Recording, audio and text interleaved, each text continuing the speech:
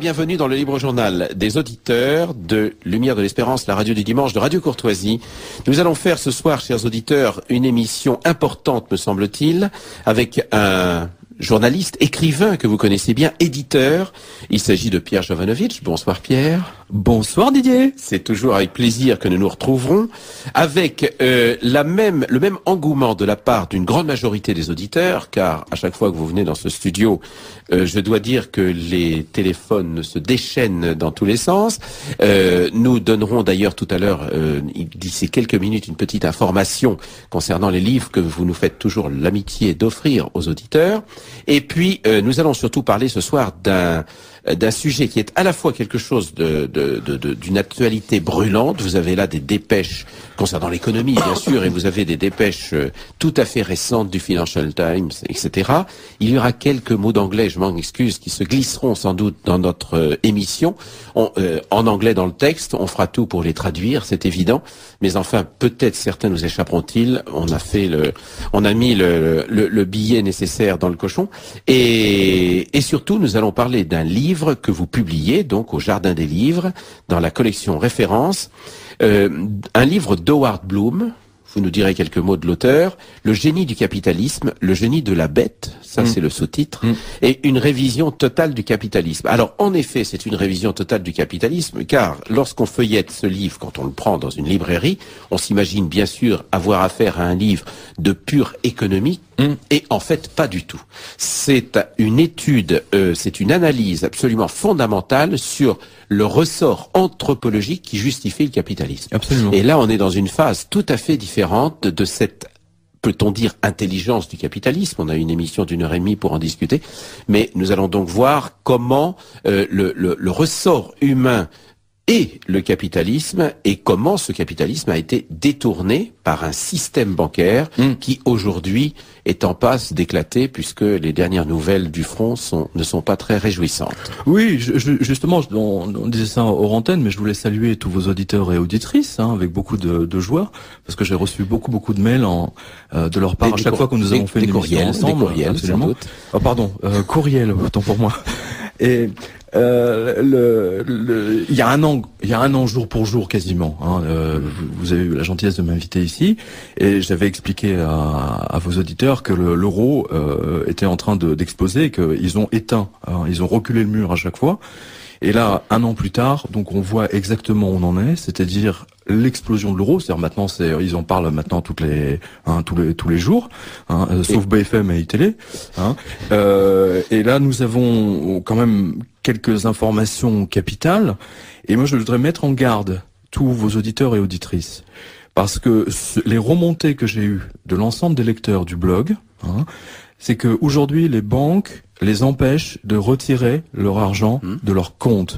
Alors, je allez voir sur mon blog, parce qu'il y a plein de photos de lecteurs ils ont fait des photos dans les agences bancaires où les retraits sont limités à 300 €, 400 €. Enfin, ça dépend des banques, la Bred, la Société Générale, etc. Et surtout, les banques exploitent les personnes âgées. C'est-à-dire les personnes âgées donc ont beaucoup d'argent en règle générale, c'est l'économie de toute une vie. Et on a vu d'ailleurs le cas il y a pas très longtemps, il y a à peu près 15 jours, le directeur d'une banque postale qui avait littéralement détourné l'argent de tous les retraités. Il avait repéré l'argent des comptes qui ne bougeaient pas trop, et ils ont détourné l'argent des retraités à la banque postale. Je ne sais pas si vous imaginez. Bien entendu, vous n'en avez pas parlé. Vous n'en avez pas entendu parler. Il y a eu peut-être une dépêche AFP, mais bon, c'est pas allé très loin. Mais je mets en garde tout le monde, parce que je me souviens, on en a parlé ensemble il y a à peu près 3 mois. Vous étiez en Argentine lorsque ça s'est passé.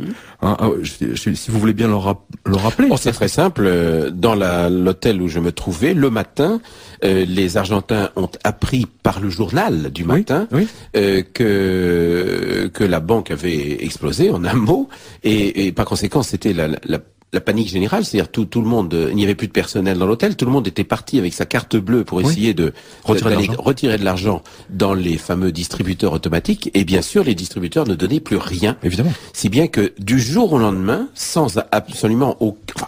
on savait que les Argentins savaient que leur économie était en souffrance, naturellement. Mais du jour au lendemain, ils se sont retrouvés sans absolument sans espèces. Exactement. Voilà. Et plus un sou, plus un centime, plus de monnaie. Il n'y a plus de monnaie. Précisons Didier que un an avant cet événement, qui est l'événement majeur, les banques argentines, exactement comme le font les banques françaises aujourd'hui, ont empêché les gens de retirer de l'argent. Alors moi je vous donne des cas très précis. J'ai des lecteurs qui sont policiers, il y a des gendarmes, eux aussi ils ont des comptes dans les banques, faut peut-être pas l'oublier, des généraux, ils ont des comptes dans la Société Générale, et ils vont, ils leur disent donnez-moi 3000 €. Ah non monsieur, revenez dans 15 jours, dans 3 semaines. C'est tout à fait exact. Et d'abord c'est pourquoi faire, nous avons des lois. Alors le type, attendez, il est policier, il est général, il est pompier. On les accuse de terrorisme, soi-disant. Vous voyez, alors la version l'argument bidon la version officielle, c'est pour éviter le blanchiment d'argent. C'est bidon. Attendez, vous allez, attendez. Si le banquier est assez stupide, le type il voit qu'il est commissaire de police ou militaire, etc. Et on va le soupçonner de blanchiment, mais on prend les gens pour des crétins. Non, les banques sont en faillite. Les banques françaises sont en faillite. Il suffit de regarder le cours du Crédit Agricole, le cours de l'action, j'entends, de la Société Générale, de la BNP, etc. Vous voyez que, et d'ailleurs j'ai même maintenant des échos, si vous voulez, que même les directeurs d'agence, notamment de la BNP et du Crédit Agricole, sont en train de transformer tous leurs avoirs en or, parce qu'ils savent, ils voient les directives qu'ils reçoivent du siège, et ils voient qu'ils reçoivent de ne pas donner de l'argent aux gens, au guichet, de les empêcher de le prendre, parce que leur réserve fractionnelle, vous savez, la réserve fractionnelle, c'est la piscine de Picsou, leur piscine est vide. Voilà. Elles sont en faillite. Je suis pas le seul à le dire. Financial Times l'a écrit maintes fois, qu'elles sont dans des situations extrêmement dangereuses, et je mets en garde tous vos auditeurs et auditrices, parce que ce que vous avez vécu, vous, en Argentine, il y a 10 ans, 11 ans? J'ai assisté, d'ailleurs. Vous avez assisté in vivo, c'est le cas de le dire. Exactement. Eh bien, nous allons le vivre. Il y a un peu plus de 10 ans. Et mon sentiment, je me trompe peut-être, mais n'oubliez pas, je suis journaliste informatique et télécom à la base, que la grande panne de France Télécom de jeudi au vendredi, mon sentiment, si vous voulez, connaissant leur système et sachant comment ils fonctionnent avec des redondantes, c'est une préparation psychologique à une panne une soi-disant panne géante qui va affecter les banques, blabla, et qui empêcheront les gens de retirer de l'argent. Moi, je le vois venir gros comme une maison. Et vous savez que il y a un an, j'ai annoncé ici que l'euro allait exploser. On l'a vu, c'est en cours. Vendredi soir, la Banque Centrale Européenne a encore baissé son taux d'intérêt à 0,75%. Et on a une autre info ici, vous l'avez, je vous l'ai sorti, ça date de samedi, du Financial Times, que le marché financier, que les liquidités ont été fermées par la JP Morgan, la BlackRock et la Goldman Sachs. C'est marqué ici. Ça veut dire que lundi, les banques ne pourront plus se financer. Donc ça va être très très chaud. Donc je préviens, sincèrement et solennellement, tous vos auditeurs, nous allons vers un bank run à l'Argentine. Vous l'avez vécu. Tous les événements collent exactement à ce qu'ont fait les banques argentines qui, pendant un an, ont refusé de servir les gens au guichet. Voilà. Si vous aviez 20 000 €, vous pouvez pas les retirer. On vous empêchait, on vous faisait tout un tas de misère pour soi-disant je ne sais quelle loi bidon, etc. Mais en fait, c'est parce qu'elles sont en faillite. Tout simplement. Il faut tout simplement.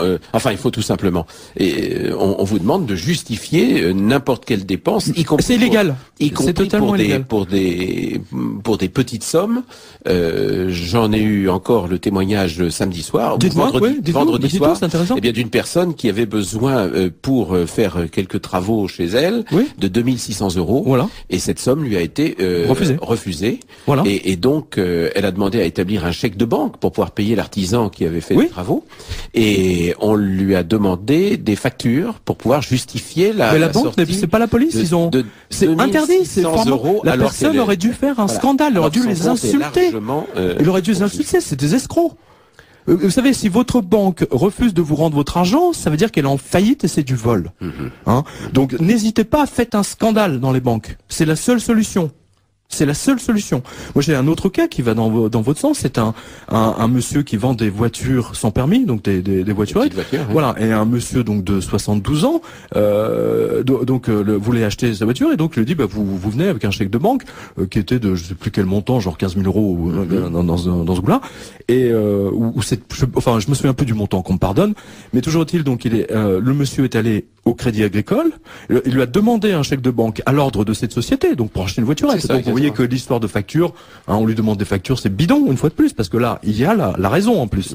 Eh bien, la chef d'agence du Crédit Agricole lui a dit, non monsieur, je ne vous donne pas votre argent, alors qu'il a 40 000 € sur son compte. D'accord? Prenez un crédit à la consommation. Non mais attendez, je ne sais pas si vous imaginez.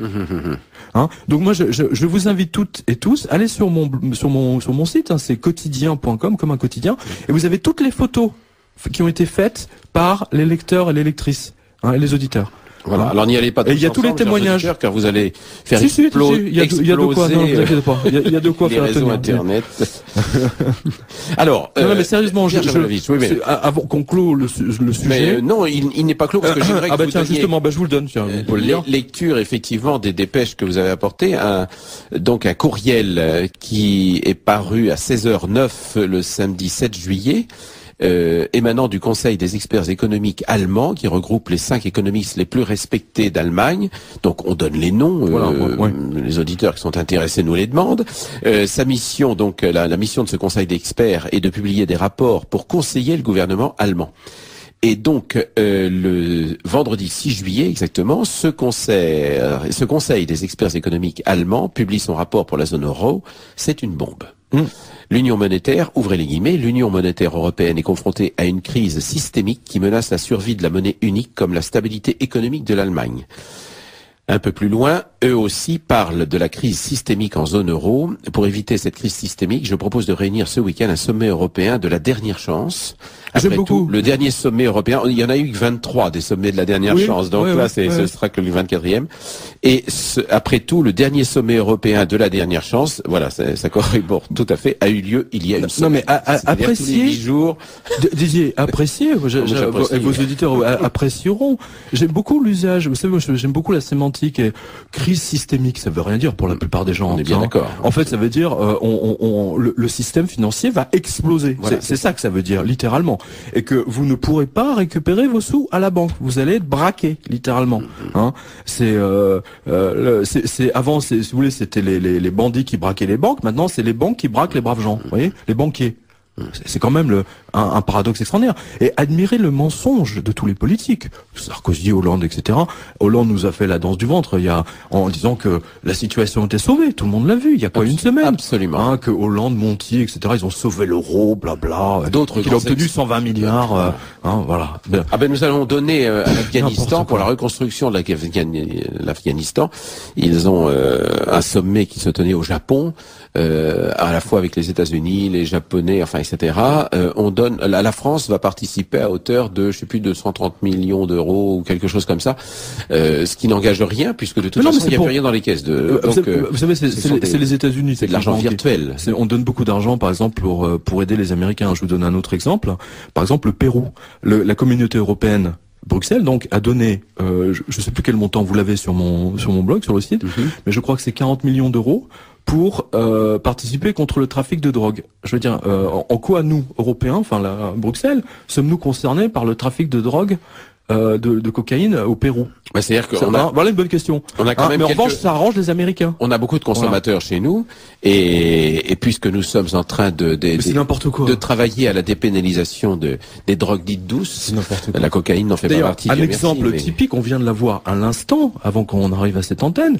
J'entendais tout à l'heure, je crois que la mairie de Paris a décidé de ne plus rembourser vous savez, de ne plus donner la gratuité de transport pour les personnes handicapées. C'est exact. Et je ne sais plus quel.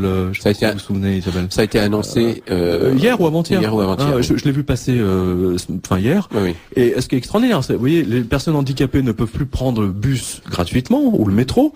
Mais alors, la mairie de Paris a beaucoup d'argent pour financer la Gay Pride, avec tous ces mecs avec leurs plumes dans les fesses. Alors ça, là pour ça, il y a de l'argent. Non mais bravo. Il faut vivre avec son temps, cher Pierre. Je vous trouve très très réactionnaire ce soir. Mais je ne suis pas réactionnaire. Mais on peut pas dire aux gens, mais c'est ce que font tous les gouvernements. On ne peut pas dire aux gens qu'il y a plus d'argent pour financer les maternelles et en même temps sauver la Dexia, et sauver la Société Générale. De qui on se moque? C'est l'incohérence d'un système, et c'est un système que l'on a vu évoluer, en tout cas dans la préparation médiatique de cette crise.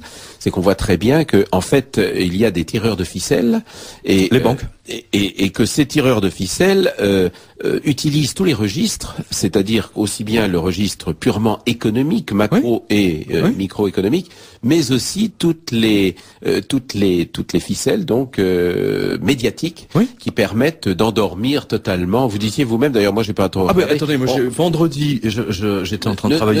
Vous allez citer d'autres télévisions, d'autres radios. J'ai le droit de citer. Attendez, c'est mon droit le plus strict, Didier, enfin. Mais sur cette antenne, nous évitons de citer. Non, mais attendez, BFM, pour pas les citer, hein, BFM TV. Voilà. C'est raté. Je vais obligé de taper sur les doigts. Oui, mettez. BFM Télé, mais tout le monde l'a vu. Attendez, ils font des directs de la gare Montparnasse pour expliquer aux gens qu'ils partent en vacances. Hein, ils font des directs sur les autoroutes pour dire que l'autoroute est bouchée. Pendant ce temps-là, vous avez la ministre des Finances de la Finlande qui dit, nous, on veut quitter la zone euro parce que nous refusons de payer les dettes des autres pays. On n'est pas concernés. Ça veut dire quoi? Ça veut dire que la zone euro va forcément et obligatoirement à l'explosion.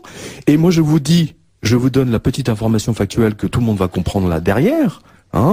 C'est que Bruxelles a préparé les lois en cas de sortie de la Grèce de l'euro ou en cas de sortie d'un autre pays, par exemple la Finlande, au hasard. Voilà. Eh bien, que va-t-il se passer? Le texte a été voté. Suspension immédiate du traité de Schengen. D'accord? Ça veut dire contrôle aux frontières immédiat, numéro 1. N'oublions pas que ça n'a jamais été, c'est pas un traité signé.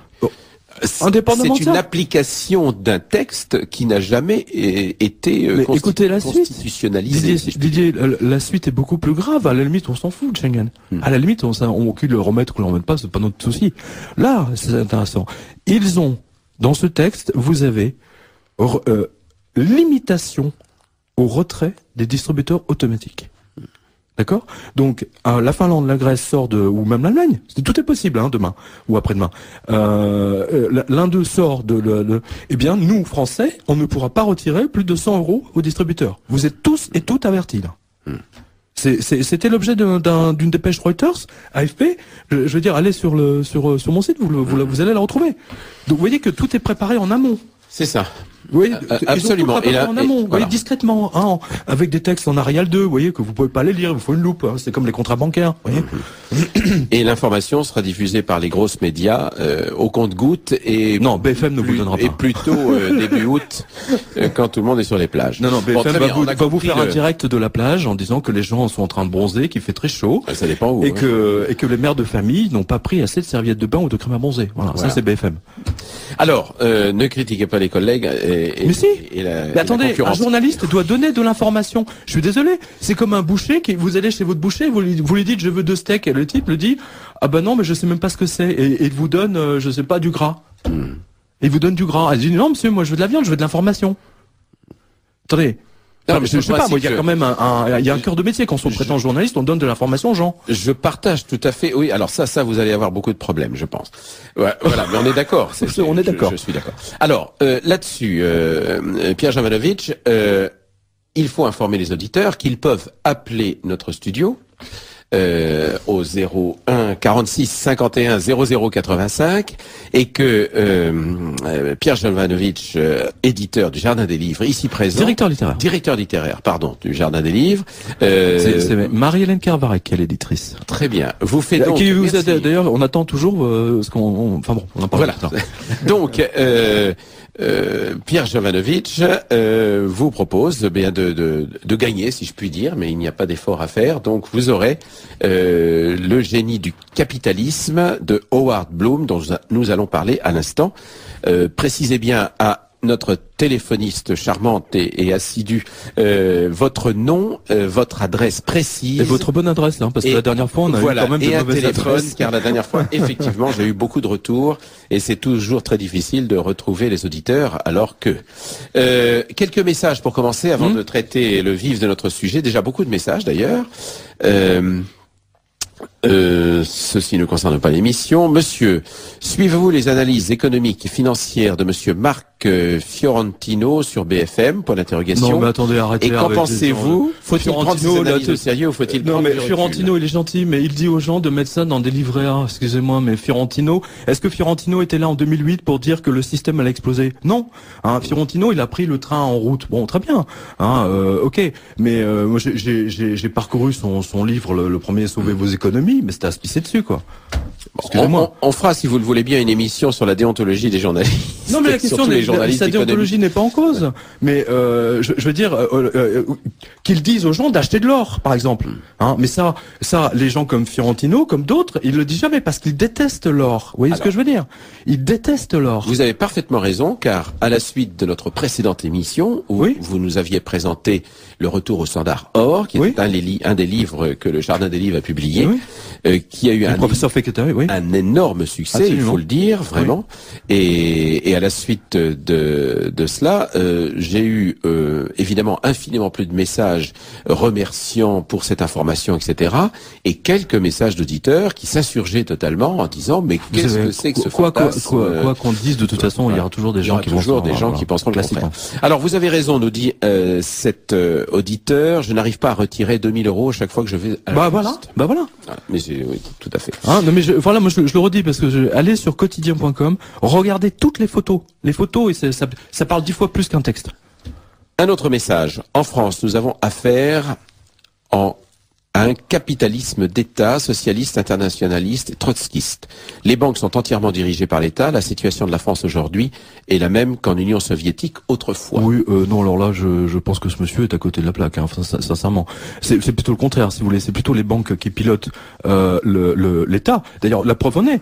Moi, je l'ai déjà dit dans 2-3 interviews, mais regardez, c'est très symbolique. C'est très très symbolique. Vous avez, par exemple, quand Obama a été élu, donc 1 an et demi plus tard, il a nommé à la tête de la Maison Blanche, il a nommé un banquier, un ex-banquier donc un banquier de la JP Morgan, d'accord, un collègue de Blythe Masters. On va en parler dans quelques instants. Que vous connaissez. JP Morgan, oui. Donc vous voyez, symboliquement, vous remettez les clés de la Maison Blanche, donc c'est la gestion de la Maison Blanche, l'administration de la Maison Blanche, et c'est énorme, hein, c'est quelque chose c'est très symbolique. Hein. Donc les clés ont été données à un banquier de la JP Morgan. Qu'avez-vous observé avec François Hollande? Il donne les clés de l'Élysée, donc du secrétaire général de l'Élysée, à monsieur Macron, banquier de la Rothschild. Auparavant, l'ancien secrétaire général, je crois, je me souviens plus son nom, mais je crois que c'est un ancien banquier de la Société Générale ou la BNP, peu importe. Mais toujours est-il que, très symboliquement, si vous voulez, vous avez aujourd'hui à la tête de l'Élysée, je veux dire, secrétaire général de l'Élysée, c'est pas n'importe quoi. On est quand même loin de Mitterrand qui avait nommé un écrivain, Max Gallo. Hein, vous vous souvenez de Max Gallo, qui est quand même un type intelligent. Je veux dire, c'est quand même un type brillant. Il y a pas, on va pas, c'est un garçon intelligent, il connaît l'histoire, etc. Donc il était secrétaire général de l'Élysée. Aujourd'hui, maintenant, c'est que des banquiers. C'est que des banquiers. Donc vous avez l'Élysée qui est entre les mains d'un ex-banque Rothschild. Là, je veux pas. Ça pourrait être très bien que ce soit banque Rothschild ou Société Générale ou BNP, on s'en fout. Oui, peu importe. Alors, peu importe. On sait que c'est un le plus drôle, on a du bol, c'est pas un ex-banquier de la Dexia. Qui a eu beaucoup de succès comme chacun sait. Voilà. Alors, revenons si vous le voulez bien. Tous les banquiers de la Dexia. Ils vont être crucifiés. Si vous voulez bien au génie du capitalisme. Alors, je le disais tout à l'heure, Pierre Jovanovic, dans ce libre journal des auditeurs de Lumière de l'Espérance, la radio du dimanche de Radio Courtoisie, nous parlons donc du livre de Howard Bloom, Le génie du capitalisme. Alors, ça peut paraître d'ailleurs paradoxal mais enfin pas tant que cela, mais malgré tout, ce que nous décrivons là, c'est la faillite de la banque, ça on a bien compris. Oui, le système financier. Or, la banque n'a pu prospérer pendant des années que grâce à ce fameux système capitaliste, dont Howard Bloom nous décrit le génie. Absolument. Alors, c'est véritablement un livre absolument passionnant, car comme je le disais tout à l'heure, c'est une analyse à la fois extrêmement circonstanciée des systèmes économiques, mais non pas en tant que système économique, mais en tant que, je dirais, réaction anthropologique. L'être humain est ainsi fait. Voilà. Et l'être humain a besoin d'un certain nombre de paramètres, alors individuels et collectivement dans la société. Et ces paramètres sont absolument incontournables. Il analyse aussi bien l'histoire, en quelque sorte, mais aussi toutes les sociétés humaines, animales. Il y a un chapitre sur la ruche et sur la façon dont les abeilles sont dans le code de l'abeille, dans l'instinct de l'abeille est transmis et modifié en fonction de la réaction de la ruche, etc. C'est tout à fait intéressant. C'est fascinant, c'est fascinant. Et voilà, c'est absolument fascinant. Tous les cas qu'il donne sont fascinants. C'est du factuel, hein. C'est pas du tout un livre de. Non, il y a rien de. Bon, alors donc les livres me fait signe. Merci. Les livres sont naturellement distribués, comme d'habitude, cher Pierre. Nous avons les adresses des auditeurs. Ça n'est plus la peine d'appeler, chers auditeurs, sinon pour poser vos questions à Pierre Chavanovitch, bien évidemment. Alors, d'abord, première question. Qui est Howard Bloom? Alors, Howard Bloom est un ancien directeur de maison de disques qui a participé donc à la carrière de Prince notamment, qui a d'ailleurs contribué grandement mais d'autres grandes stars du rock and roll. Des étoiles. Mais c'est surtout avant qu'il devienne responsable des maisons de disques. En fait, c'était un journaliste et spécialisé en fait dans tout ce qui était musique. C'est un journaliste un peu de Rolling Stone, on va dire ça comme ça. On peut le comparer à Matt Taibbi. Je sais pas si C'est un milieu que je connais assez peu. Matt Taibbi, c'est le jeune journaliste de Rolling Stone aux États-Unis qui a à lui seul, avec sa plume, explosé la Goldman Sachs. Donc je précise. Donc c'est un traître qui a raconté comment les escrocs de la Goldman Sachs ont ruiné les Américains avec leurs actions. Donc c'est quelqu'un de et Bloom est dans cette idée-là, mais lui il essayait de comprendre qu'est-ce qui fait qu'une mélodie, par exemple, qu'une simple mélodie se transmet de cerveau en cerveau. Pourquoi une mélodie prend et pourquoi une autre échoue lamentablement. Et donc il a continué ses études universitaires, etc. Et donc il a abouti à son premier livre que Serge de Bekech, on salue sa mémoire. Là, bien il est avec les anges là, Serge, t'es avec les anges là. Je t'embrasse bien fort. Et donc Serge, à l'époque, on avait fait une émission sur le premier livre de Howard Bloom qui s'appelle Le Principe de Lucifer. Alors c'est pas un livre de magie noire, c'est que Howard Bloom montrait que l'intégralité du fonctionnement de notre société repose sur l'ordre de préséance. Voilà. Et c'est suite donc à l'observation de naturalistes, notamment des poules, qui voyaient que la dernière poule qui était arrivée, c'est celle qui se faisait massacrer et qui était la dernière à manger. Et au fur et à mesure qu'on mangeait une poule, eh bien l'ordre de préséance bougeait. Et donc il montrait tout ça. Et il montrait aussi qu'une idée, c'est quelque chose de vivant, et qu'une idée, c'est pas du tout. Il appelle ça le même, d'un autre penseur qui s'appelle Dawkins, mais bon, ça c'est une autre histoire. Et donc c'est un livre absolument passionnant pour moi, mais Serge m'a dit la même chose. Des 20 000 ou 25 000 livres que j'ai pu lire depuis que je lis, il fait partie du top 5. Il est vraiment au sommet le principe de Lucifer. Donc c'est un livre extraordinaire. Et Howard Bloom là nous donne son troisième livre qui s'appelle Le génie du capitalisme et qui montre que ceux qui réussissent, vous êtes d'accord, sont ceux qui se dédient aux autres. Autrement dit, ceux qui font tout pour rendre la vie la plus agréable à leurs concitoyens, à leurs semblables.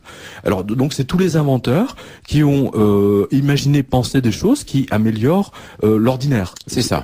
Et qui deviennent riches grâce à ça. Par exemple, Henry Ford.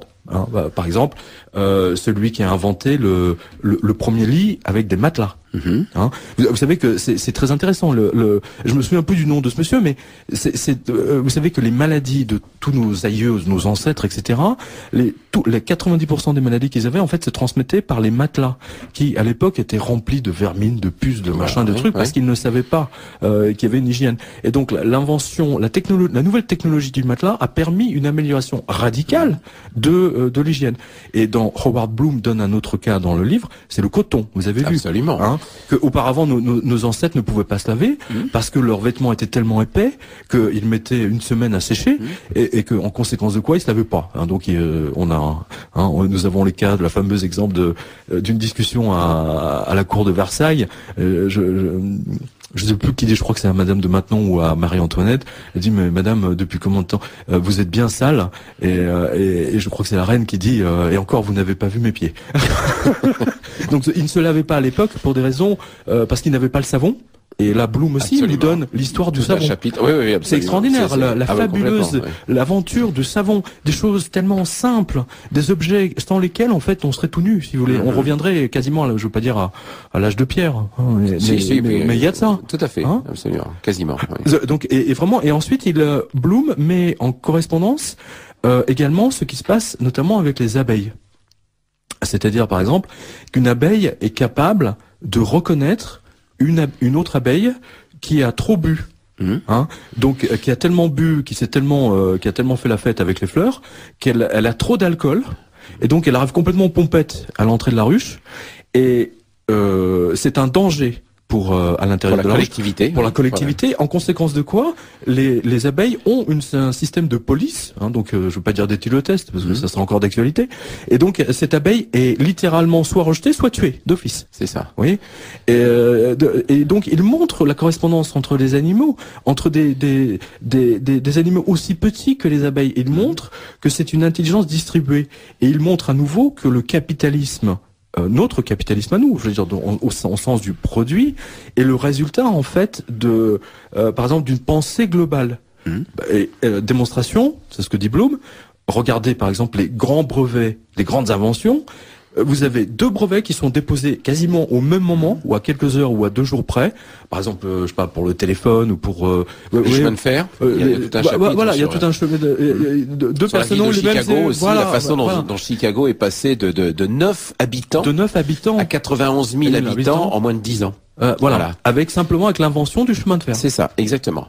Alors, la théorie est fort intéressante de Howard Bloom, puisque il dit que c'est celui qui maîtrise une technologie nouvelle, innovante, va créer en quelque sorte de la vie. Oui, un boom. Il appelle ça le boom. Il appelle ça le boom, etc.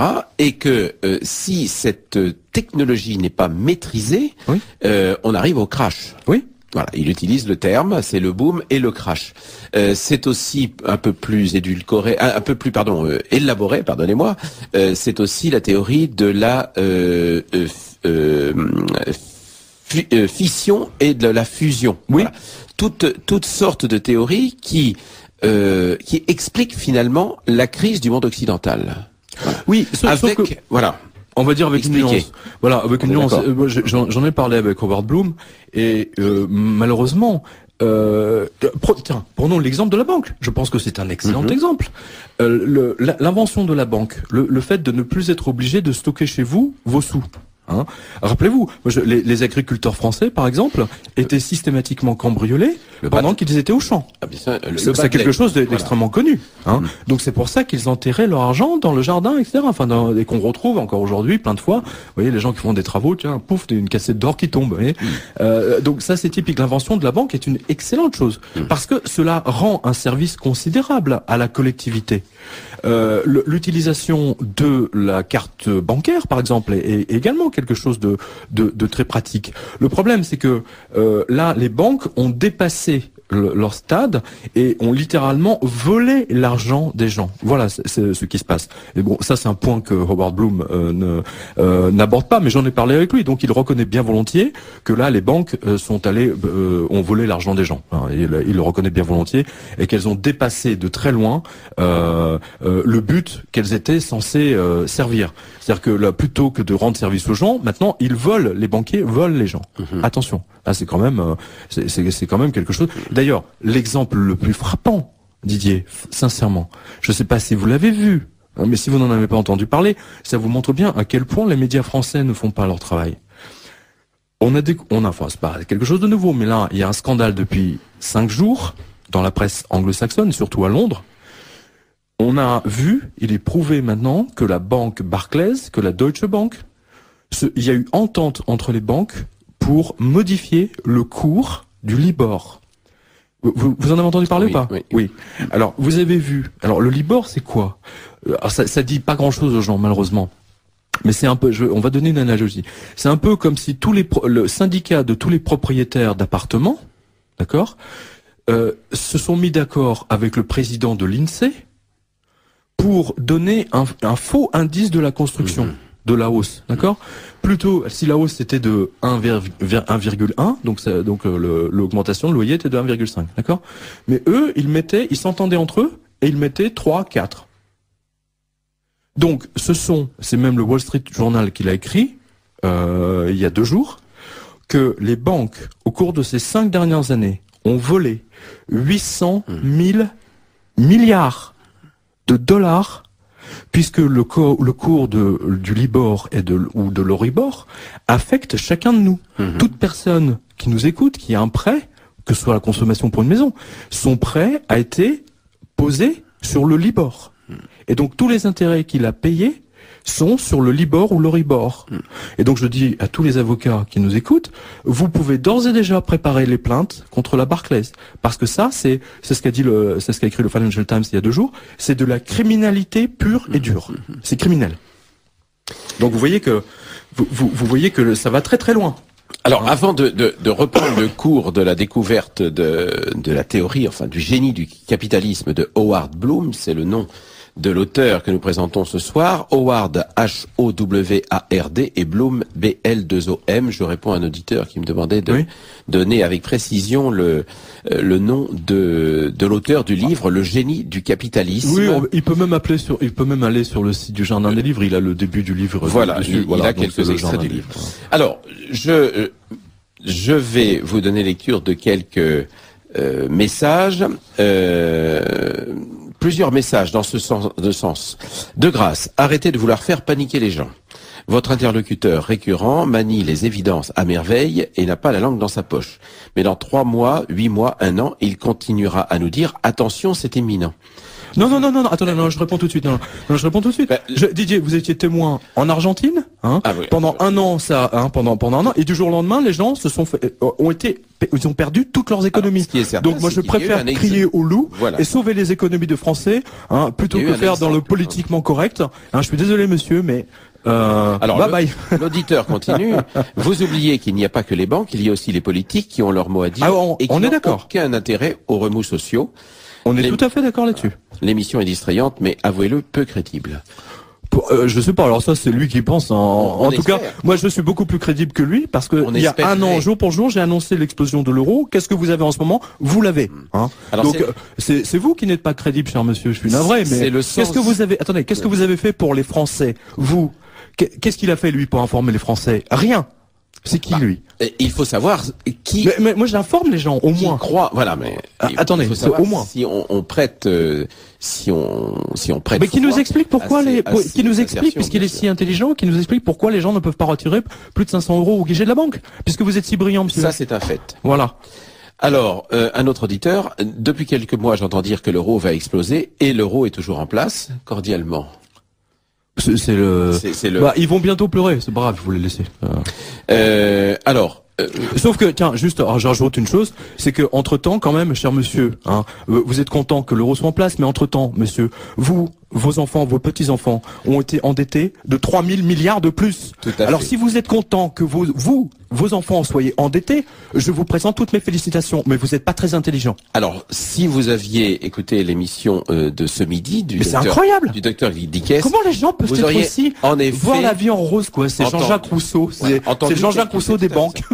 Vous auriez entendu quelques réflexions tout à fait intéressantes sur le fait les gens sont dans le déni. Ils ne veulent pas voir que les banques les ont volés, que le gouvernement leur ment sans cesse, que BFM, iTélé, etc. leur donnent toutes sortes d'informations, sauf l'essentiel. C'est quand même incroyable. Moi, je rappelle quand même que quand Wall Street avait explosé, TF1 avait trouvé le moyen de ne traiter le sujet qu'en milieu de journal. Non mais c'est incroyable. On sait très bien que les grosses médias, comme on dit ici, sont de toute façon manipulateurs, manipulés eux-mêmes d'ailleurs pour beaucoup et manipulateurs. On sait que des conseillers médiatiques ou des conseillers même politiques, économiques de nos présidents sont totalement dans la main de la haute finance, dans la main de la haute banque. Par conséquent, on peut imaginer. Le journal Libération est financé par la banque Rothschild. On le sait bien. On le sait bien. Moi, je rappelle quand même à nos auditeurs que quand vous êtes à découvert de 50 euros, vous avez votre banquier qui vous appelle. Libération est à découvert de 27 millions. Ça dérange pas la banque Rothschild qu'on sache pourquoi. Et la France est à découvert. Le Crédit Mutuel possède, voilà, le Crédit Mutuel, lui, a acheté, on se demande bien pourquoi d'ailleurs, un certain nombre de journaux, de grands journaux de régionaux. Pourquoi? C'est intéressant. Dont on sait que la plupart ne sont pas rentables de toute façon. Mais ils ne sont pas rentables. D'un point de vue économique, on ne peut pas placer son argent dans ces Donc vous voyez que ces journalistes, le meilleur exemple que je peux donner à vos auditeurs, c'est un journal, vous aviez toujours deux journaux qui étaient concurrents, journaux économiques j'entends, vous aviez Les Échos et La Tribune. La Tribune n'a pas jugé utile d'informer ses lecteurs, pourtant c'est un journal économique, de ce qui se passe, de tout ce qui se passe à Wall Street. Résultat des courses, les abonnements se sont écroulés et la Tribune a fait faillite. Donc, ça a été, il n'y a plus, c'est fini. Il n'y a plus d'édition papier, il n'y a plus que le site internet maintenant. Ce qui est certain, donc vous voyez bien qu'il y a un problème. Ce qui est certain, c'est que pour peu que vous ayez quelques relations dans le système bancaire, on vous informe discrètement. On vous informe discrètement d'un certain nombre de faits qui ne sont pas diffusés dans la grande presse, c'est le moins qu'on puisse dire. Voilà. Mais la grande presse appartient à des financiers. Le Monde, attendez, le journal Le Monde, attendez, c'est quand même intéressant ça. Le Monde, rappelez-vous, Nicolas Sarkozy avait voulu lui-même choisir qui seraient les racheteurs du Monde, qui perd beaucoup d'argent, d'accord? Alors, qui est aujourd'hui le grand propriétaire du journal Le Monde? C'est un ancien banquier, c'est monsieur Pigasse.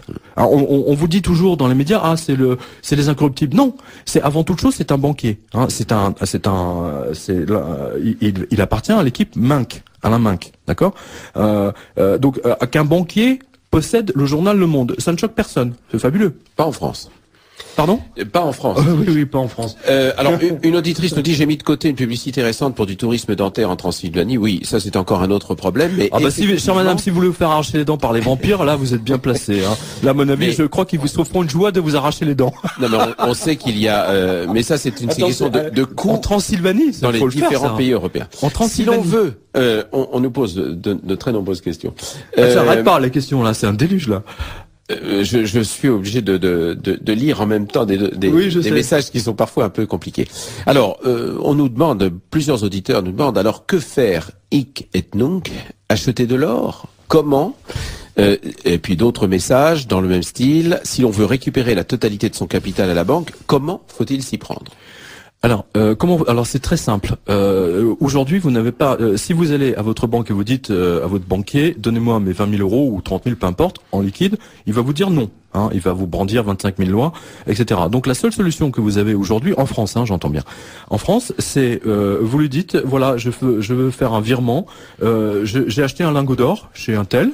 Vous faites un virement de 41 000 euros ou plus. Voilà. Ou si vous avez acheté des pièces, peu importe. Et vous faites ce virement. Et si votre banquier refuse, parce que ça aussi, je l'ai vu notamment plusieurs. J'ai comment il s'appelle c'est qui m'avait donné cette information. Ça m'est revenu tout à l'heure, mais plusieurs banques ont essayé d'empêcher, notamment des auditeurs de Radio Courtoisie quand on avait eu déjà des témoignages. Et ils ont essayé, ils ont tout fait pour les en empêcher, mais ils peuvent pas. Si vous faites un virement, vous allez à votre agence, vous faites un virement de l'agence, voilà, ils n'ont pas le droit de vous en empêcher. Aucun. Vous achetez un lingot d'or. C'est pas illégal, à ce que je sache. Hélas, c'est notre, à moins. Enfin, moi j'ai toujours préconisé. Alors, bien la maison, la maison avec le jardin et le potager, vous le savez bien. Mais c'est quand vous achetez quelque chose que vous forcez la sortie C'est ça. Mais si vous dites au banquier, donnez-moi mes 20 000 euros, il va vous dire non. C'est ça. Ce qui est aberrant, puisque. Mais même pas 20 000 euros, puisqu'un auditeur, une auditrice, me signale, je connais une dame très âgée qui, à la Société Générale, a interdit de sortir plus de 300 euros en liquide par semaine. Son compte est par ailleurs très bien approvisionné. Mais c'est un scandale. Merci pour vos chère madame, allez voir cette dame, je vous en supplie, accompagnez-la à la banque et faites un scandale. Traitez-les de tous les noms, ces enfoirés. Je ne suis pas sûr que... Mais attendez, mais il vient un moment donné où c'est le plus possible. Je pense que c'est illégal.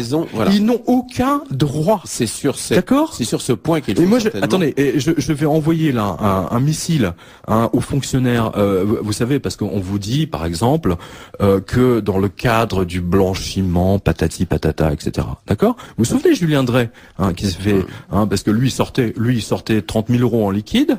Comme par hasard, un député socialiste, lui, peut sortir 30 000 euros en liquide, mais la banque a quand même signalé l'affaire à Trac Financière, à Tracfan, d'accord? Bon, donc il s'est fait avoir là-dessus, d'accord? Mais regardez bien, la comptable de Madame Bettencourt, elle allait tous les 3 jours à la BNP, avenue de la Grande Armée, c'est tout en haut, c'est l'agence qui est, je donne l'adresse, pour y aller. Ça a été dit dans les journaux, oui. Non, ce qui n'a pas été dit, c'est que le directeur de l'agence, lui, n'a jamais jugé utile de signaler la sortie de 50 000 euros en liquide à Tracfin. Ça, c'est un scandale. Parce que Tracfin fonctionne, bien entendu, pour les Sarkozy compagnie, Bettencourt, ça marche pas. Pour Julien Drey, ça marche. Je voudrais bien qu'on nous explique, puisque ça marche pour les Français, pourquoi ça marche pour certains et pour pas d'autres. Quand je dis que les banques ont volé la démocratie, mais là on en a l'exemple. Et ça, nous sommes absolument d'accord. Et s'il n'y avait que sur les sorties d'argent, que la démocratie est confisquée dans notre pays. Hélas. Alors, on nous pose encore, alors des questions qui sont un peu hors sujet. On vous demande, Pierre Jovanovic, de parler des secrets et des miracles de Fatima. C'est un autre sujet. Oui, c'est un autre sujet. Mais on en a déjà, il me semble qu'on a fait une émission. On avait fait une émission là-dessus. Oui, on a fait une émission sur Notre-Dame de l'Apocalypse, qui a eu un, d'ailleurs, je m'en rappelle parce que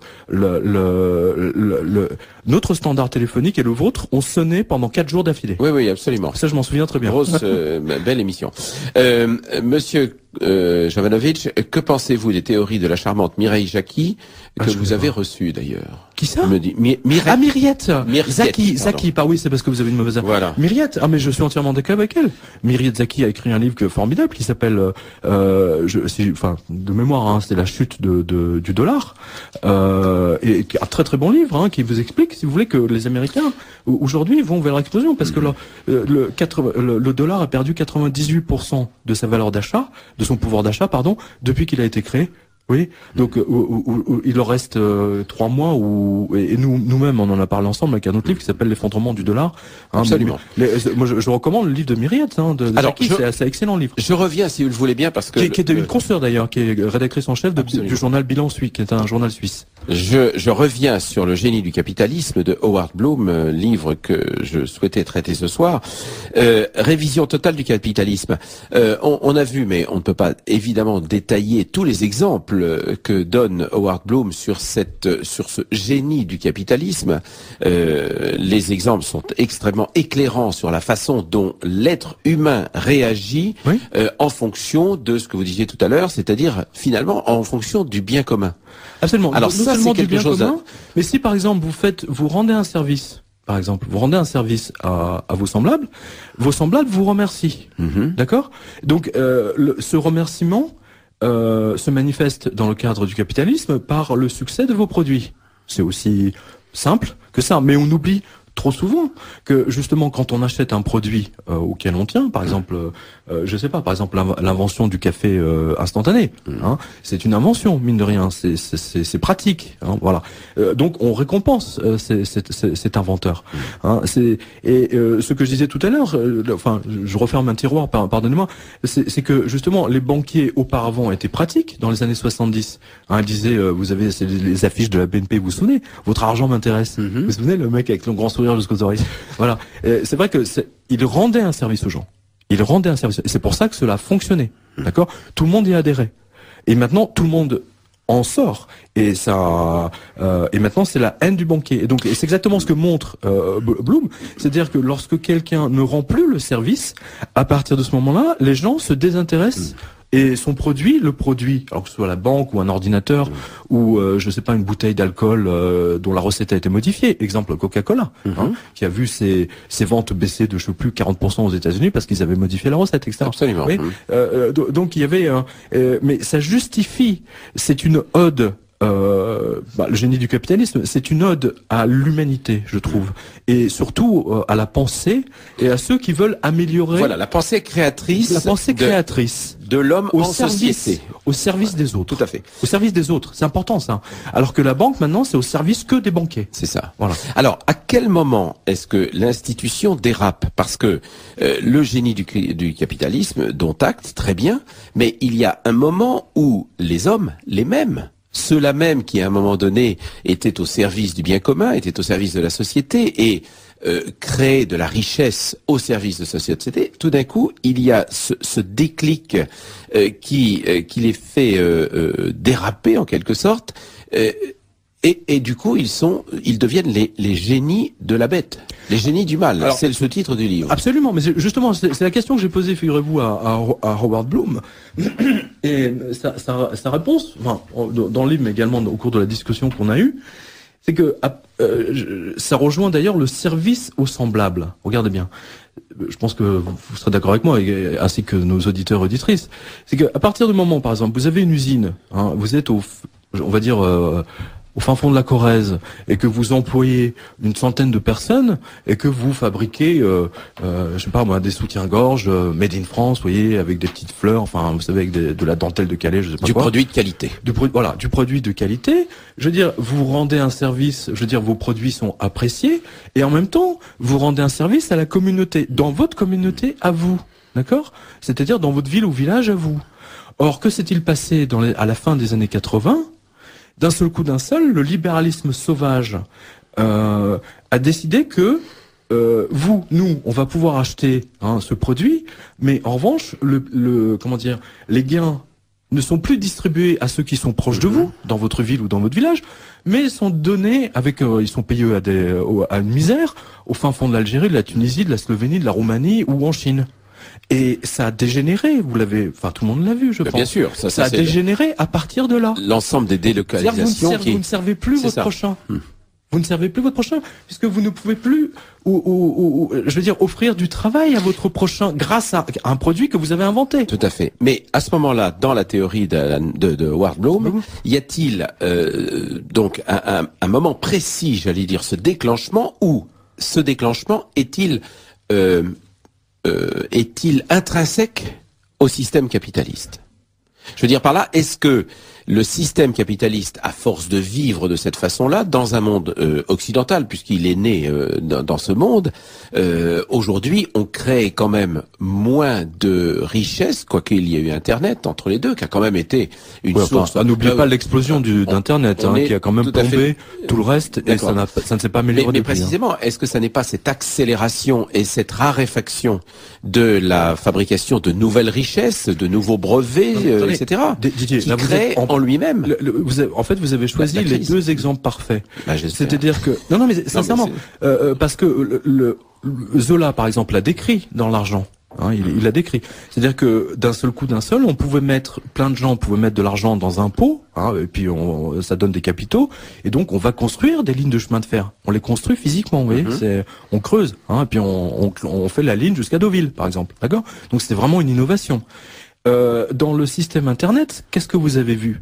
Vous avez vu surtout que les banques, comme Goldman Sachs, tout à l'heure je parlais de Matt Taibbi, le journaliste de Rolling Stone, eh bien justement c'est Matt Taibbi qui a montré comment Goldman Sachs, en fait, est allé chercher des entreprises, ce qu'on appelle des start-up, donc je remets le fond dans Merci, oui. Voilà. Donc ils savaient pertinemment que cette jeune société allait à l'explosion, mais ils l'ont volontairement introduit en bourse parce que plus ils introduisaient de sociétés bidons en bourse, plus ils gagnaient.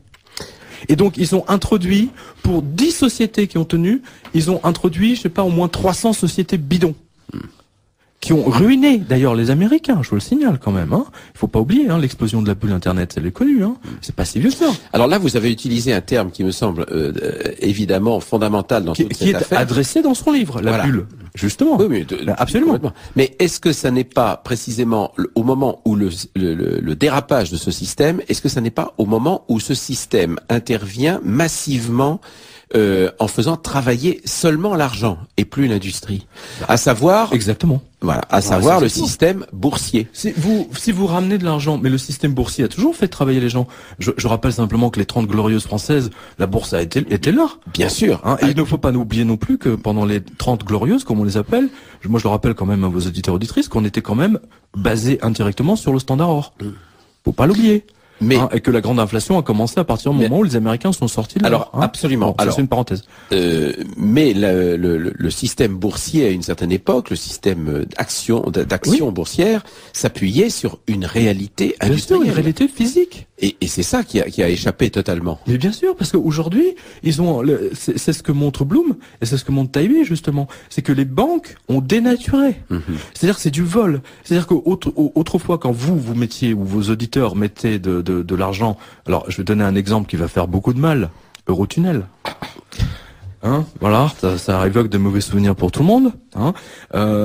Eurotunnel a déjà été la première prémisse de la manipulation. Hein. Et là, c'est les Anglais qui sont bien débrouillés pour. Bon, on va pas refaire l'histoire. Mais ça aurait dû. Je veux dire, c'était le symbole de ce qui allait se passer plus tard. Et aujourd'hui, hélas, on y est. Ce qui allait se généraliser en tout cas. Hein. Dans le livre Black Masters, par exemple, je donne l'exemple du grand patron de la CIA, le numéro 3, qui a vendu ses actions de American Airlines et United Airlines la veille des attentats. Hein. Vous voyez que, hélas, que le système boursier, c'est ce que montrent Bloom et Taibbi, c'est que les financiers ont, dénaturé. Auparavant, on mettait de l'argent dans une action, etc. Et on faisait un tunnel, on le faisait vraiment. Il y avait quelque chose, on rendait un service aux gens, d'accord. Malheureusement, ce n'est plus le cas aujourd'hui, puisque vous n'avez que d'ailleurs, la preuve, c'est que l'action de la Société Générale ou de la BNP, surtout du Crédit Agricole, sont à des niveaux historiquement bas. Ça vous montre que ces banques sont proches de la faillite totale et absolue. Alors, est-ce que il ne convenait pas, et on en a reparlé au moment des arguments, je dis bien des arguments et des promesses électorales, au moment de notre dernière élection présidentielle, ne fallait-il pas revenir à la séparation entre les banques d'investissement et les banques de clientèle? Car en fait, aujourd'hui, cette faillite bancaire, je suis un tout petit peu, c'est convergent, bien que parallèle. Hein. Bon, mais on a l'explication. Le livre de Bloom nous permet de comprendre encore mieux. Pour moi, c'était. Vous êtes d'accord avec moi? Absolument. Je comprenais encore mieux l'étendue du désastre, si je puis me permettre. Parce que on comprend bien que aujourd'hui, la faillite du système bancaire, ils ont beaucoup joué, ils ont beaucoup perdu, car en fait, c'est un loto leur système. Ils appellent ça le casino d'ailleurs. Voilà, ils appellent ça le casino. Et donc, ils ont ils ont cru beaucoup gagner et ils ont beaucoup perdu. Et cette conjonction entre les banques d'investissement, investissement lourd, investissement industriel, et les banques d'investissement, ou plus exactement les banques de clientèle, celles qui gèrent le compte des salariés en quelque sorte. Aujourd'hui, c'est le compte salarié qui doit renflouer le très gros qui a raté son opération en quelque sorte. Bien. Et on imagine bien qu'à ce moment-là, le système bancaire s'écroule d'un seul coup. Ça ne peut être qu'une crise bancaire. Pour que ça devienne une crise financière, il y a encore un autre système qui se met en place. Il y a un crescendo en quelque sorte dans ce péril économique qui menace le monde entier aujourd'hui. Écoutez, il me semble qu'on en a parlé ensemble, c'est un très bon sujet. La crise de 1929-30, donc il y a eu une commission d'enquête qui s'appelait la commission Pecora, si mes souvenirs sont bons, donc a montré que les banquiers se sont livrés à des activités quand même criminelles, qu'ils ont manipulé le marché, et c'est pour ça, et qu'ils ont pris l'argent des gens pour parier en bourse, d'accord. Et c'est ce qui avait à l'époque donné la loi Stiegel Act, Stiegel Class, pardon, pour séparer les banques de dépôt des gens, c'est-à-dire de tout le monde, vous, etc., de nos auditeurs, qui mettent leur salaire, etc. Et les banques n'avaient pas le droit de jouer avec cet argent-là. Elles n'avaient absolument pas le droit de jouer ni de le placer, etc. C'était juste vraiment, c'est le coffre-fort. C'est ça. Or, qu'est-ce qui s'est passé dans les années, justement dans les années 90? Ce sont Bill Clinton a pris comme ministre des Finances un banquier de la Goldman Sachs, pour pas la nommer. Et qu'a fait ce banquier de la Goldman Sachs? Il a forcé Bill Clinton, mais Bill Clinton ils avaient déjà travaillé avec Reagan, ils avaient déjà préparé le terrain. Et donc Bill Clinton en 2000 a signé l'article final qui mettait fin à la séparation entre les banques. Tout à fait. Voilà. Et c'est pour ça. Alors, ça paraît peut-être technique, cher madame, monsieur, mais pour vous dire que le Crédit Agricole, auparavant, n'avait pas le droit de jouer avec votre argent, c'est-à-dire qu'il n'avait pas le droit de parier votre argent sans que vous le sachiez d'ailleurs, en bourse pour lui, pour sa pomme. C'est ce qu'a fait la JP Morgan, je vous signale. Elle a été condamnée par le gendarme financier anglais, sans la permission des gens, sans la permission des clients. Ils ont pris l'argent et ils l'ont joué en bourse. C'est ça. Voilà. Et les gains étaient pour eux. Bien sûr, surtout pas leur donner aux pecnos. Attendez, attends, les clients c'est des pecnos, c'est des misérables, c'est des imbéciles. Il faut les, il faut les mettre à poil, comme ils disent. Eh bien, c'est Balladur, c'est Édouard Balladur qui a fait voter les lois. Je rappelle quand même, c'est très important. C'est Édouard Balladur qui a fait sauter, qui est l'école libérale, qui a fait sauter toutes ces lois qui protégeaient les Français dans les banques. Demain, le Crédit Agricole fait faillite totale. Et le cours de son action prouve qu'elle est pas loin, je le rappelle quand même, c'est important, eh bien, je ne pense pas que le gouvernement n'aura pas d'autre choix de toute façon que de garantir, mais je crains malheureusement que, exactement ce que vous avez vu, vous, en Argentine, parce que les Français aujourd'hui sont dans le même état mental que les Argentins de l'époque. Ils se disaient tous que le gouvernement allait les sauver, qu'ils allaient sauver leurs dépôts. Tintin. Malheureusement. C'est tout à fait exact. Vous êtes Didier, franchement, pour ce que je me souviens des réactions des personnes que je rencontrais à ce moment-là, en particulier des fonctionnaires, qui étaient persuadés naturellement de la stabilité de leur statut et donc de leur salaire. Et du jour au lendemain, les fonctionnaires n'étaient plus payés. Donc ça a été, les retraites n'étaient plus payées, enfin, etc. Il y a eu véritablement, pour ce que, justement, vous me permettez de faire une parenthèse? De la Défense ne les payait plus. Pourquoi ils ne le payaient plus? Moi, je vous donne la vraie raison. C'est parce que ils ont explosé leur budget et qu'ils n'avaient plus d'argent. L'armée, c'est la grande muette, donc elle va pas l'ouvrir par définition. Mais moi, je peux vous dire que j'ai eu beaucoup de retours de lecteurs, de soldats, de policiers d'ailleurs, mais surtout les soldats. C'est eux qui ont le plus. Je connais, il y a beaucoup de soldats qui, avant de partir en Afghanistan, parce qu'ils savaient qu'ils allaient avoir une prime, d'accord, donc ils ont acheté une voiture à leur épouse, qui venait d'avoir un bébé, etc. Il y a plein de cas comme ça. Et ils n'ont jamais touché leur prime. Le ministère de la Défense, ça leur a pris 3 mois pour régler le problème. Oui, il y a un sérieux problème. Et le ministre de la Défense s'est bien gardé d'adresser, de dire véritablement les raisons. Voilà. Mais moi, je rappelle que les gardiens de prison n'ont pas été payés de leur et ils sont en train de changer toutes leurs lois, vous savez, sur les heures supplémentaires. Les magistrats n'ont pas touché leur. Ils mettent 1 an parfois à être payés maintenant de certains de leurs heures supplémentaires, etc. On sait très bien l'état de non-financement aujourd'hui. Donc pardonnez-moi, mais donc vous voyez que si vous mettez tout ça bout à bout. Parce que le phénomène d'interdiction aux Français de retirer leur argent, c'est quand même extrêmement grave depuis à peu près 2 mois. Disons, vous chômez pas là. Voilà. Donc, Hélène nous rapporte des dizaines de messages. Alors, d'abord, une auditrice, je confirme que l'on ne peut pas prendre son argent comme on veut. Caisse d'épargne pour mon compte, nous dit-elle. Une auditrice nous dit on a vraiment affaire à des salopards. Je pense qu'il va y avoir des têtes qui vont voltiger au bout des pics. Merci. Elle a raison. Elle a entièrement raison. Je ne suis pas sûr que. Je ne suis pas certain que les Français soient aussi sages que l'ont été les Argentins quand les banques ont fermé.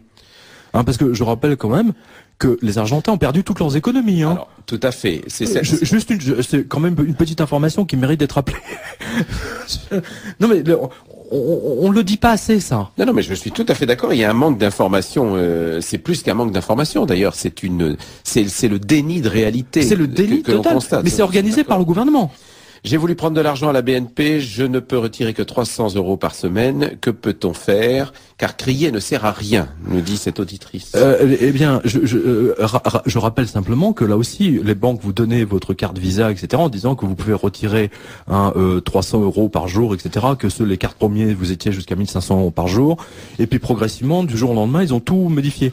Par exemple, la Banque Postale a publié un texte il n'y a pas très longtemps, disant que à partir du 1er septembre ou du 30 septembre, je sais plus, les dates de valeur vont être avancées. Donc en fait c'est un artifice, pardon, pour, vous voyez, pour gagner 3 jours en trésorerie. Hein, parce que la banque postale elle-même est ruinée.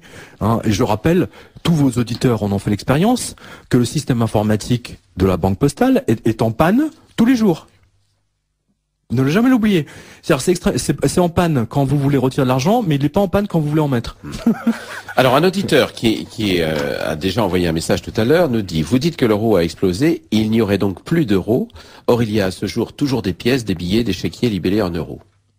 Oui, il faudrait que j'explique pourquoi le ministre des Finances finlandais a décidé de sortir de l'euro, hein, pourquoi le problème s'est posé avec les Grecs, etc. Et pourquoi les politiques qui nous ont présenté quand même l'euro comme le nouvel âge d'or, faut peut-être pas l'oublier, monsieur, hein. Et là, vous êtes à la 20e réunion de sauvetage de l'euro. Alors qui a raison, c'est vous ou moi? C'est la 23e réunion. On va pas. Que deviendront les euros que j'ai en espèces chez moi, nous dit un auditeur, une auditrice, pardon, à chaque fois. Oui. Si la zone euro explose ou si la France sort de l'euro. Je ne pense pas que la France sorte de l'euro pour une raison très simple, c'est que tous les socialistes aujourd'hui qui sont au pouvoir sont des idéologues de l'euro. Donc, en conséquence de quoi, on ne sortira pas de l'euro sauf contraint et forcé.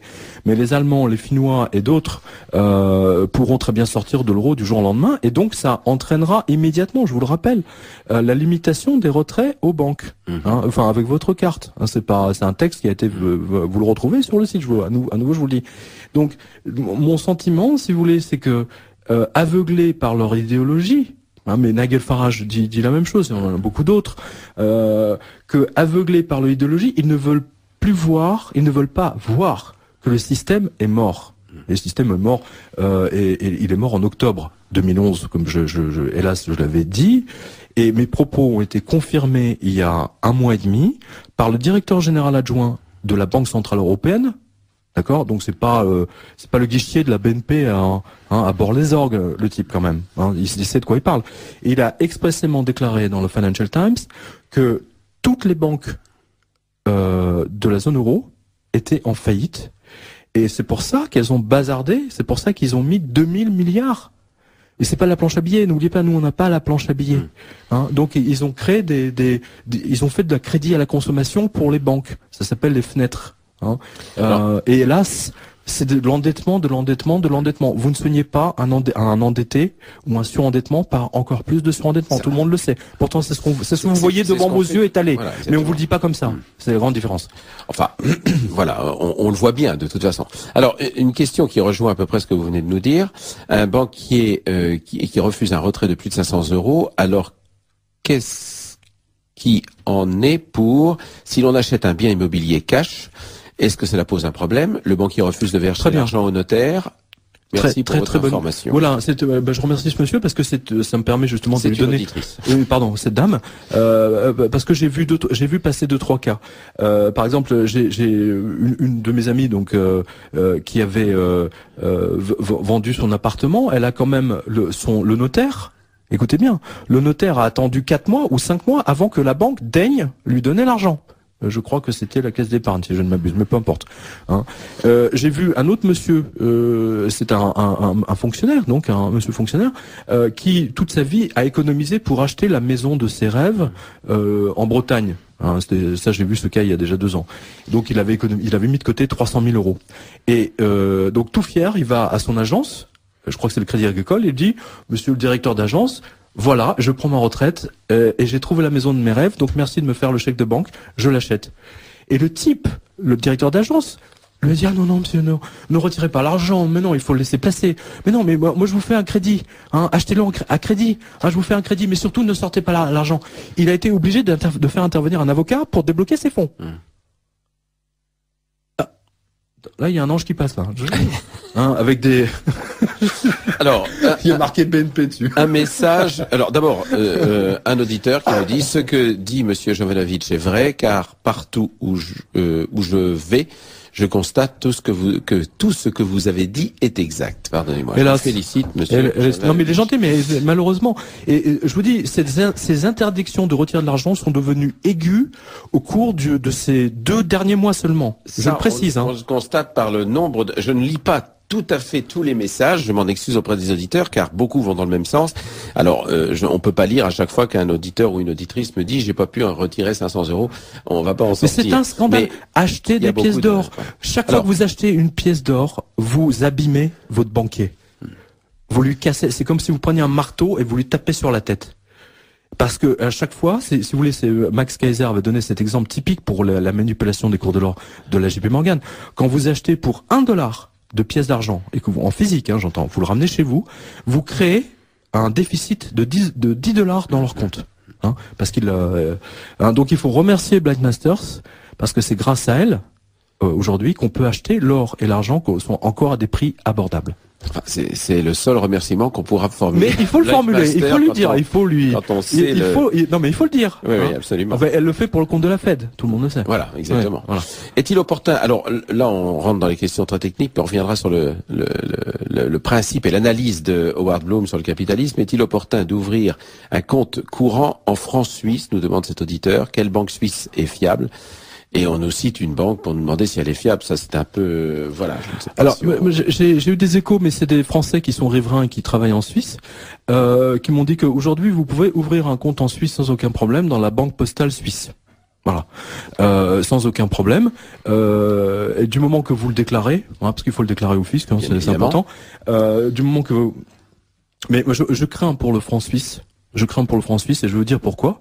Parce que, au cas où si vous ne le savez pas, la Banque centrale suisse, dans un coup de génie, et là c'est pas du capitalisme mais de la crétinerie, ils ont décidé de lier la valeur du franc suisse à celle de l'euro. Et c'est aujourd'hui la Banque centrale suisse est dans un état absolument épouvantable à cause de ça. Je pense qu'ils vont être obligés de voter à nouveau une loi leur texte en interne pour sortir de ce pegging, comme on appelle ça en anglais. Bon, je vais remettre des sous. Alors un auditeur nous fait part de cette réflexion. Le capitalisme est l'activité naturelle des hommes. Ça absolument, tout à fait Howard Bloom. Ah oui. Il se trouve dans les sociétés les plus élaborées. Oui. Le capitalisme est faussé ou perverti si le gouvernement abuse de son pouvoir, s'approprie l'activité naturelle des hommes et en devient l'entrepreneur absolutiste et monopolisateur. En France, en France est un agglomérat d'entrepreneurs gouvernementaux, de collectivités de toutes sortes et d'associations qui sont subventionnés et qui sont autant d'entreprises à perte qui ne surveillent jamais le bilan parce qu'ils se rachètent avec le pillage fiscal obligatoire, dictatorial de toutes ces entreprises. Oui, il a raison. Je pense que Dexia, hélas, parce que Dexia, que ça va nous coûter très cher. Exactement. Il n'y a pas que ça d'ailleurs, il y a la Fortis aussi, que la BNP. Mais là, on a quand même hérité. Ce qu'on vous dit pas, si vous voulez, c'est qu'on a hérité de toutes les positions. Vous savez, de crédit dérivé à la Black Masters, malheureusement. Exactement. Et la Dexia, vous savez que la Dexia est en train d'envoyer des huissiers dans toutes les municipalités. Oui, bien sûr. Qu'elle a escroqué, bande d'enfoirés de la Dexia, qui me fasse un procès, j'en ai rien à cirer, je vous le dis. C'est une bande d'enfoirés. Ils ont dit, je vous résume, on vous fait un prêt à 3% au brave maire d'une ville, vous voyez, les mecs c'est pas des financiers de Wall Street, mais en Arial 2, mais ces 3% sont indexés sur l'augmentation du franc suisse. Comme par hasard. Résultat des courses, ils ont emprunté 300 000, ils doivent rembourser 800 000. Et les gens le directeur général de la Dexia ne voient pas que c'est un enfoiré, que c'est un escroc, parce qu'il est en train de demander à une municipalité de rendre 800 000 alors qu'il n'avait emprunté que 300 000. Mais moi je dis à chaque personne qui nous habite, à chaque personne qui nous écoute, que ceux qui habitent ces villes, d'accord, malheureusement, elles vont payer. Elles vont payer puisque les maires vont répercuter ces augmentations sur les habitants. C'est évident. Il y a beaucoup de sujets comme ça où on se rend compte que notre démocratie ne peut plus, la démocratie participative, comme on dit aujourd'hui, ne peut plus s'appliquer, tout simplement parce que on confie à des gens absolument de bonne volonté, mais qui ne sont pas toujours des spécialistes, surtout quand ils ont affaire à des escrocs et à des menteurs. On leur confie des responsabilités qui ne peuvent plus prendre à des taux d'endettement qui sont considérables. Je connais le maire d'un petit village de la Beauce qui a accepté d'implanter des éoliennes. Bien. Une de ces éoliennes a maintenant, la première qui avait été implantée a maintenant, je ne sais plus, 20 ans ou quelque chose comme ça. Oui. Il faut la détruire parce qu'elle devient dangereuse. D'accord. Et le coût de la destruction coûte aussi cher que l'achat d'une ne autre. savait pas, ça ne lui avait rien coûté, au contraire d'ailleurs, pour l'installation, mais le démontage est à la charge Oh, de les la enfants, commune. ouais, Et l'achat, et je peux vous dire que c'est une somme absolument qui est ingérable pour cette toute petite commune, qui est impossible à rembourser, quoi qu'il arrive. Or, ils sont tenus de démonter. Et ça, c'est encore un autre problème. Mais je sais que ça a été évoqué ici sur cette antenne. Didier, il y a le cas de la, je crois que c'est Saint-Maur-des-Fossés, hein, c'est une comme du 94, je crois, ou 93, oui. Je me souviens plus. 94. Mais qui effectivement s'est retrouvé dans une position absolument terrible. Et moi, je trouve ça assez drôle que les banques ont une municipalité qui s'appelle Mort et qui va dans le fossé, c'est pas à cause de ces prêts absolument épouvantables. Vous savez, c'est comme une ville américaine qui s'appelle Commerce, hein, dont la banque du commerce a explosé, quoi. Alors, je continue les messages, hein, pardon, on quitte toujours, mais j'en garde un qui est très long, qui fait 2 pages, que nous avons reçu par télécopie. Je pense que c'est toujours le même auditeur, hein, parce que oui, qui nous envoie toujours des télécopies intéressantes. Je surveille l'heure, car nous avons encore beaucoup de messages. Un auditeur nous dit: l'invité ne doit pas être vigilant, car il doit savoir que pendant 30 ans, les gouvernements ont présenté des budgets déficitaires. Ces chiffres ont été publiés dans les magazines économiques spécialisés. Vous devriez savoir qu'avant l'écu et l'euro, nous avions le franc. Tous les 15 jours, on dévaluait le franc. On avait 100 francs le matin et 8 jours après, on en avait précision. Cela se passait régulièrement sans douleur. Avez-vous connu cette période? Oui, bien sûr, mais ça s'appelait le fameux serpent monétaire. Hein, Giscard, parce que Giscard, pareil, moi je trouve que Giscard, Balladur, Pompidou font partie de ceux qui ont responsables de la situation actuelle de la France directement. Mais à partir du moment où on est sorti du cours de l'or, l'inflation en France a explosé. Hein, c'était en 1980, ça a commencé en 71, 72, hein, et ensuite on a vu, moi je m'en souviens parce que j'accompagnais mes parents pour faire des courses, hein, et donc on voyait les prix qui augmentaient, et je me souviens pertinemment du serpent monétaire où mais c'était le début, c'est ce que je montre dans le livre Blight Masters, c'est que la Bankerstross, la banque, ils spéculaient justement sur la montée du franc par rapport à la lire, par rapport au Deutschmark. Hein, c'est l'invention des premiers produits dérivés, hein, de la Bankerstross, qui est une banque d'escrocs, ils ont fini par exploser en plein vol. Et ça, hein, vous avez ça dans le livre, ça c'est important. Il est bien évident que le bon père de famille qui gère au mieux son budget familial, que même le maire d'une petite commune ne peut pas passer son temps dans les journaux spécialisés pour gérer ça en bon père de famille, mais comment avec des gens comme Blight Masters, les gens de la Bankerstross, attendez, ou la Dexia, comment voulez-vous gérer en bon père de famille que vous soyez maire d'une municipalité, quelle qu'elle soit, hein, quand vous avez des escrocs de la Dexia en face de vous? Que conseillez-vous pour mon fils qui a un PEL? Doit-il l'utiliser pour acheter un studio au lieu de garder l'argent? Évidemment, tout de suite, évidemment. Je garde ce message pour la fin. À mon avis, alors voilà un long message. À mon avis, la raison profonde de la crise financière est due au fait que l'on a fait passer la spéculation financière au premier rang devant les 3 fondamentaux économiques qui doivent être dans chaque pays. 1, l'alimentation. 2, l'énergie. 3, l'industrie d'artisanat, la paysannerie, et donner du travail aux nationaux. Stop. Juste une parenthèse, parce que là je vais vous donner de l'information très chaude. Puisque vous parlez d'énergie, hein, eh bien, figurez-vous que Blight Masters, donc Banque JP Morgan, a une enquête depuis une semaine parce que il semblerait qu'elle a fait monter artificiellement les prix de l'électricité pour les usagers en Californie et, si je ne m'abuse, en Arizona. Vous vérifierez. Donc, elle a une enquête de la commission de l'énergie. Ils ont fait artificiellement monter le cours. Mais on sait que cette banque a acheté, y compris sur pied, des récoltes pour jouer. Bien sûr, je l'ai montré, absolument. Voilà, ils achètent le café, le sucre.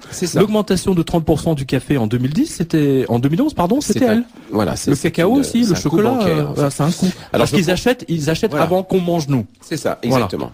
Et ils spéculent après sur les marchés internationaux. Quand ces fondamentaux, je poursuis le message bien sûr, quand ces fondamentaux sont assurés dans un pays, les banques n'ont plus de problème car leurs prêts permettent le développement des entreprises nationales qui ont la capacité de rembourser. Les particuliers qui ont du travail peuvent rembourser des emprunts dans la limite de leur rémunération. Qu'en pensez-vous, je pense? Et il n'y a plus de problème pour les retraites. Toutes les autres réformes sont du bidouillage financier et de comptabilité qui n'aboutira à rien. On fait trop de spéculations sur la finance qui cache la réalité des choses. La monnaie n'est qu'un intermédiaire. Une nation doit d'abord essayer. La spéculation devrait être interdite, tout simplement. Tout simplement. Tout simplement. C'est ça qui a complètement perverti tout le système. Alors, je pense toujours, regardez Harley Davidson. Hein, c'est un produit américain dans toute sa splendeur. Hein, la moto, hein, vous savez, la Harley Davidson.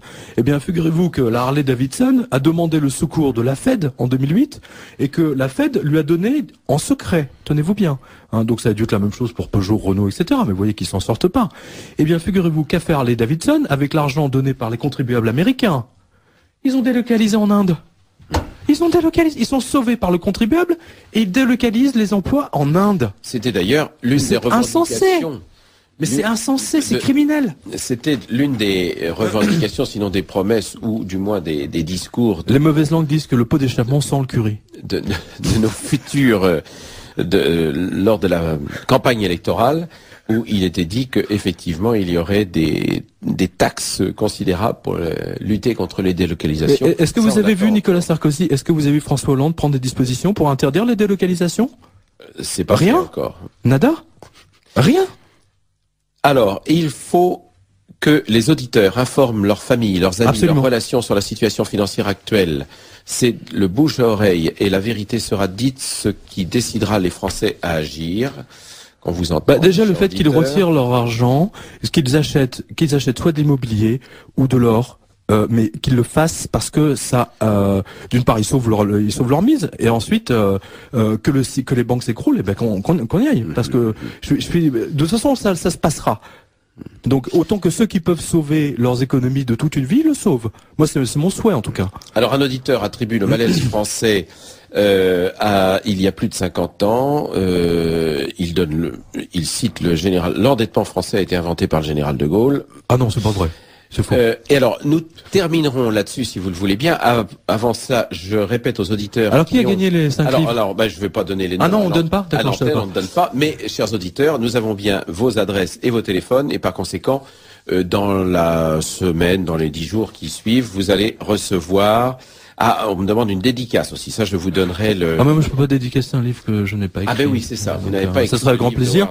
Non, je vous dédicacerai bien volontiers Blade Masters ou Les Anges Gardiens, comme vous voulez, mais malheureusement, je peux pas vous dédicacer le livre de Howard. Alors, l'émission portée sur le génie du capitalisme, sous-titrée Le génie de la bête, et on voit bien l'évolution du capitalisme vers la bête, avec une majuscule, nous sommes d'accord. Didier, regardez bien. Vous savez, on a fait une émission sur mon livre 777. Oui. La bête argent. Mais bien sûr. Et vous voyez, alors que Bloom ne l'a pas pensé, mais lui aussi le voit comme une bête. C'est marrant. Tout à fait. Alors, le livre est de Howard Bloom, H-O-W-A-R-D, Bloom, B-L-2-O-M. Il paraît au Jardin des Livres. Et si vous allez sur jardindeslivres.fr, vous pourrez lire les premières pages du livre. Voilà, vous pouvez le commander aussi. Comme traditionnellement. Voilà. Et vous pouvez ou chez votre libraire, sans problème. Bien sûr. Je l'ai vu. Nous allons terminer là-dessus, mais en 1 minute. Mais c'est malheureusement la perspective que les experts évaluent. Lorsque les subventions ne seront plus payées aux jeunes, ils viendront se servir dans nos quartiers avec leur Kalachnikov, nous dit-on, alors que nous, pauvres Gaulois, Chirac nous ayant interdit d'avoir des fusils. Messieurs, merci pour votre émission. C'est même pas ça. Si vous voulez, Rocard a acheté la paix sociale. Et donc, quand le gouvernement ne pourra plus payer la paix sociale, les RMI, les machins, les trucs, etc. Alors là, ça va être chaud. Il est bien évident que le traitement social de cette crise n'était peut-être pas la meilleure solution, mais par démagogie, il fallait bien... Les politiques sont devenus des démagogues, mais c'est effrayant. Et je dis, donner les clés de secrétaire général de l'Élysée à un banquier, alors là, faut vraiment être stupide. Bravo, monsieur Hollande. Ce sera peut-être le mot de la fin. Merci Pierre Jovanovic pour cette émission. Merci à vous, Didier. Un peu décousu peut-être. Oui, mais c'est important. Mais chers pour auditeurs, que vos auditeurs sauvent leurs économies. En tout cas, revenez sur le génie du capitalisme. Le livre est, à mon avis, très éclairant. Passionnant. Sur la situation. Vous n'avez pas lâché. Oui, vous savez, je vous ai apporté d'ailleurs la version anglaise que j'avais lue. La version anglaise. Oui, The Genius of the Beast, a Radical Revision of Capitalism. Je ne l'ai pas lâché pendant 3 jours. c'est un livre que vous commanderez, vous lâchez pas, quoi. Très bien. Eh bien, écoutez, nous avons la version française et on s'en contentera. Merci Pierre Jovanovic. Merci à vous, Didier. Et malheureusement, à la prochaine fois.